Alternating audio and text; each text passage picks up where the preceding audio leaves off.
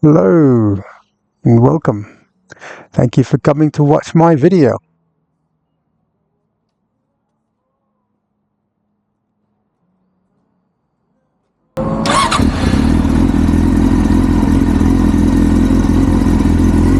Oh my God. This is not an old man's bike.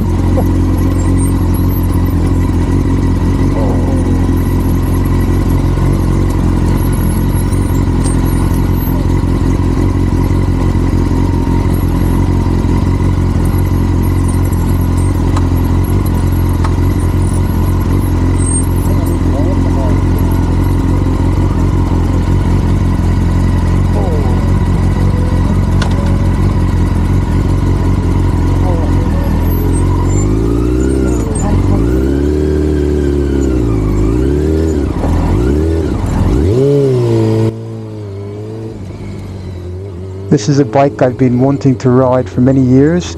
The first R6 was released in 1999, which is my last year in university, and I was lusting after the bike then, and I've kind of wanted one ever since. But whenever it came around to buying a motorcycle, I always tended to choose some form of standard bike, which was more comfortable and practical. So this is again a 600. It's 599 cc's. It is a 4-cylinder transverse engine with 4 valves per cylinder, double overhead cams, liquid cooling, and it's fuel injected. And apparently this model was the first production motorcycle to come with a fly-by-wire throttle. There were 5 generations, I believe, of the R6. The first was in 1999. Second generation was 2003. The third generation was 2006 and 2007. And I guess that would mean the next one was 2008 and then 2017. And after 2020, it was only available as a race machine, GYTR, and it's no longer homologated for the road. So the engine makes a 125 horsepower at 14,500 RPM, makes peak torque of 43.8 pounds per square foot at 11,500 RPM, or 59.4 Newton meters. It has a slipper clutch. It has an aluminium Deltabox frame. That's their brand name in Yamaha for their twin spar beam frames. The suspension is an inverted fork in the front, 41 millimeters. It's adjustable for preload, high and low speed compression damping, and for rebound damping. The rear shock is fully adjustable with 2-way compression damping, and at both front and rear the suspension has 4.7 inches of travel, or 120 millimeters. Wheels are standard for sport bikes, 17-inch wheels front and rear. Front tires are 120, the rear is a 180. That is a very short wheelbase of 53.4 inches or 1,380 millimeters. The seat height is 33.5 inches or 850 millimeters.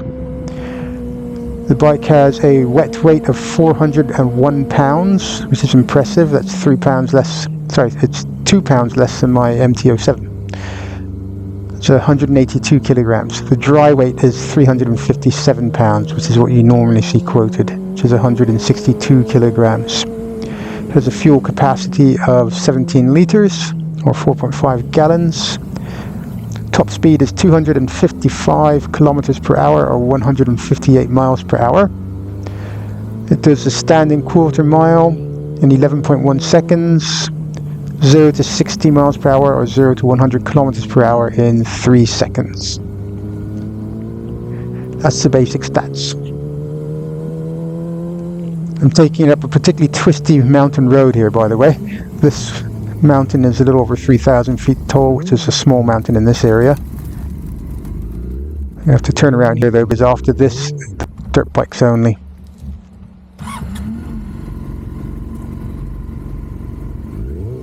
It's a really good road to test bikes low speed handling, because as you've seen, it's nothing but very tight twisties all the way up and down. It starts just about around the corner there, but from sea level where this road starts up to here is about 750 feet of elevation gain, fairly steep. So I should talk about the ergonomics. So I'm getting on in years, and my physical condition has never been particularly great and hasn't really been improving. I'm not too bad for an old codger, but I do have spinal scoliosis, I have pinched nerves in my neck, I have degenerating discs, I have sciatica that recurs in my hips, I have had surgery on both of my knees. Back when I was 25, they told me I had the knees of a 95-year-old. I have issues with my ankle and my hands and wrists. I fractured one of my wrists twice within a month, maybe about 4 years ago. So basically what I'm trying to say is aches and pains, chronic pains, are something I have to live with, and the R6 has a bit of a reputation as being an extremely uncomfortable motorcycle because it is so very committed and uncompromising. It really is a track bike, and I'd have to say I agree. You know, I am finding this bike very uncomfortable to ride, and particularly now on the downhill. On the uphill wasn't as bad, but coming downhill all the way is pretty much on my wrists, which is absolutely killing my left wrist in particular. Despite that, I am enjoying it.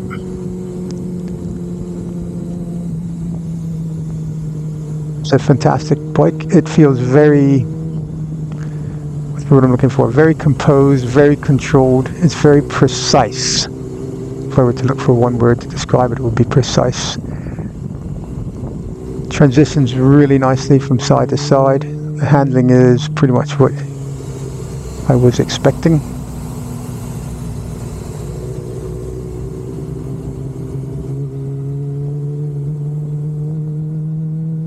I have to say it is definitely one of the best handling bikes I've ridden.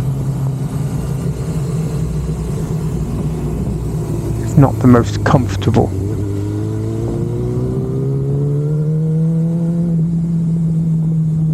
It's also quite a beautiful bike. I've always liked the look of it.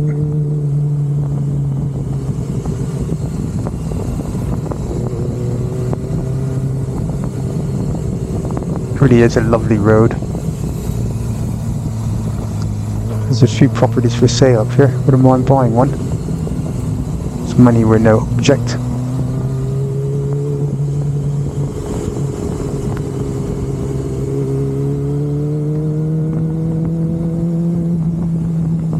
Okay, I'm coming down from the mountain now.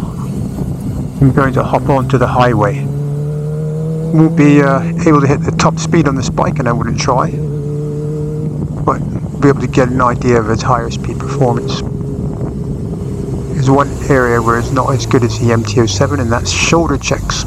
Here I'm leaning all the way forward, so trying to do shoulder checks to look left or right like this, to scan for traffic at an intersection, it is definitely more difficult.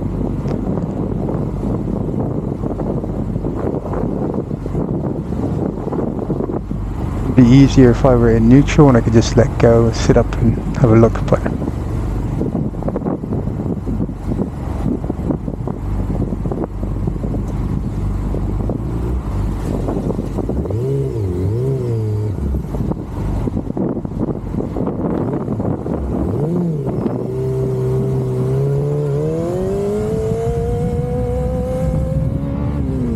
hope you'll be enjoying the majestic views here as much as I do.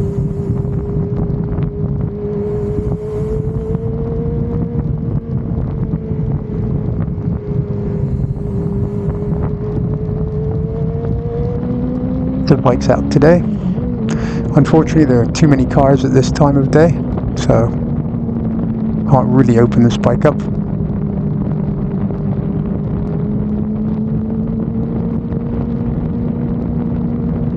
it does relatively smooth. Typical sport bike engine doesn't really do much below 7,000 RPM.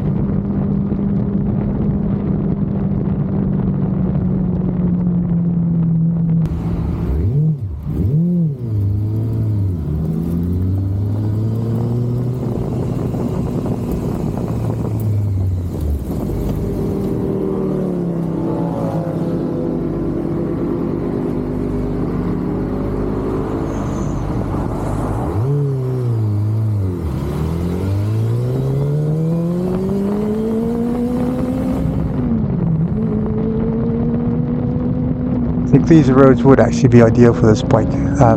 This stretch is rather straight, but most of this road is high-speed bends. I think it would not be terribly fun as a city bike, which you would not expect it to be, as it is a sport bike, of course, but you know, it is very committed, and I think I would be really suffering if I had to spend a day riding around in the city.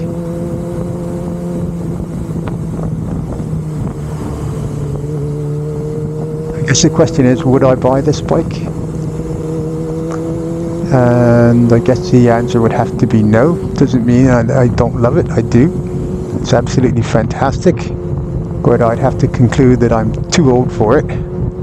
And I would not be able to tolerate all the aches and pains. I would love to see this chassis used with a CP2 engine, however, and more comfortable ergonomics. That I would consider, but I doubt Yamaha will ever build it. Unfortunately, it's time to give this bike back. SR6 will be quite the contrast from my mate's Harley Davidson over there. He says that bike weighs 700 plus pounds.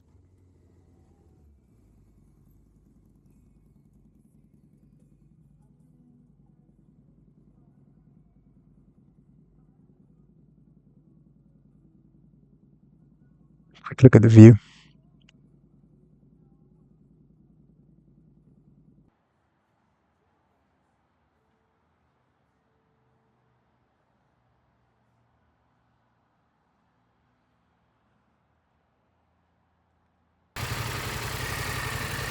And give you a quick look at the bike itself. I hadn't mentioned the Aquaprofit exhaust, that's not stock. Thank you for watching my video. Hopefully we'll see you back again. Please do subscribe if you feel inclined. Bye now.